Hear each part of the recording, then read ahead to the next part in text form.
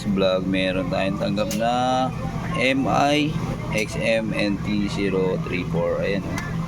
So curved to, curved display. Ayan, curved, no? So pinadala sa atin ng tropa natin kasi ang issue is nagbi-blink lang siya, no? Binuksan na natin. So ang issue nito, papakita ko sa inyo. Wait lang, pause muna natin, saksak ko lang muna. So ayan, sinaksakan natin siya ng power supply. Yan, umiilaw naman, pero mapapansin nyo, wala siyang display. Umiilaw yung backlight. Ayun, May mahaba ka pa bang ano? umiilaw siya, oh. Meron ba kayo dyan choice ng cable tie? Umiilaw yung, ay hindi pala backlight to, indicator light. Ayun, oh, nagbi-blink lang siya. Yun, pero wala siyang display, no? So buksan natin to, check natin yung kanyang power supply tsaka yung main board. So dapat makita natin kung saan may sira. Okay na?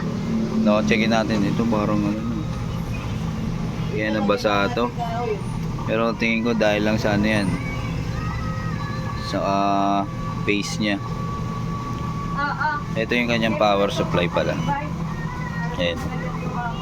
Tignan natin yung power supply nitong MI na to. Maganda to kasi naka-separate yung power supply niya. Ayan. Tsaka hindi katulad ng ibang monitor na adapter type. Ito may sariling power supply na sa loob. So buksan natin to. Buksan muna natin yung kanyang power supply.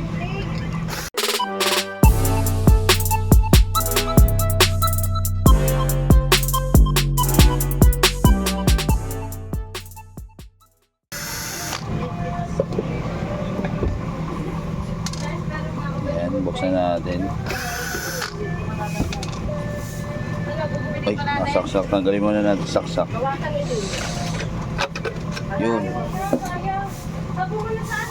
Uy. Ayan, oh. Kahit hindi na muna natin i-check ng tester.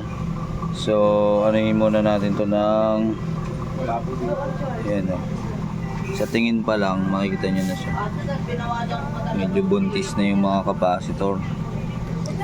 So try natin, palitan muna natin to, tapos testing natin kung sa capacitor lang talaga. No, hindi muna tayo mag-voltage checking kasi makikita nyo naman sa kanyang itsura ng capacitor. Parang sabog na siya. Parang lobo na.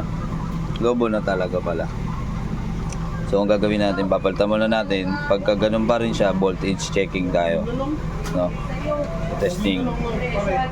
Mga master, pinalitan na natin siya ng capacitor. So yung mga capacitor niya is, ang value ay 63 volts, 100 UF, no? So gawin natin, testingin na natin. Hindi na tayo muna nag voltage checking kasi upon checking naman, upon checking, so sa visual pa lang makikita nyo na kahit di na kayo mag-check ng voltahe, no? So ayan, binuksan natin yung computer natin doon, then salpak tayo HDMI. So saksak na natin tong AC. So curved display to.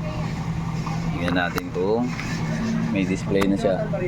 Okay yun, boss. Ayan, so naputol tayo mga master, no? Kasi may delivery tayo na Shopee. Ayan, order pa more. So yan, sinaksak na natin yung AC, then naka power on na. Check natin kung may display.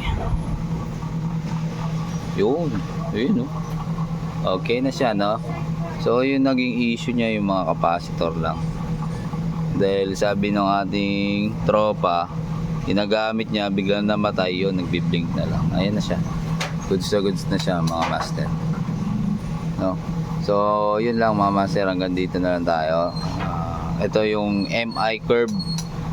Ang issue ay no display, no? Pero blinking yung kanyang indicator light. Ayun lang mga master. Shoutout pala kay Sir Leo, tsaka sa mga tropa na electronics technician.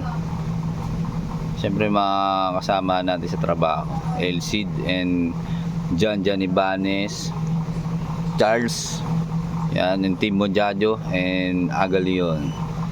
Yan ang team Monjajos. Tsaka kay Boss Reggie Rigodon. Alright, hanggang dito na lang tayo mga master. Isa, bayan. Peace out.